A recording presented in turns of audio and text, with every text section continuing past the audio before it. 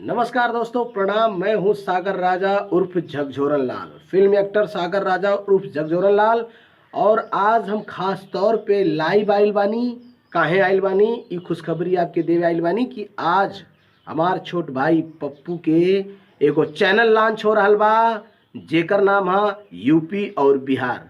UP और बिहार में जितना भी भोजपुरी के न्यूज़ रही, छोट से लेकर बड़ तक, मतलब जितना भी कहाँ भोजपुरी फिल्म शूटिंग होता, कैसे होता, वो हमें के काम करता, काहे करता, कितना पेमेंट बा, एल्बम, रिकॉर्डिंग, ऑडियो, वीडियो, यहाँ तक कि भोजपुरी के छोट से बड़ा समाचार रउआ लोगन के देखे के मिली यूपी और बिहार के चैनल पे। यूपी और बिहार से लेके जितना भी न्यूज आई, यह चैनल पे फिल्म शूटिंग के, फिल्म इंडस्ट्रीज के सारा मैटर आप लोगन के भोजपुरी के देखे के मिली।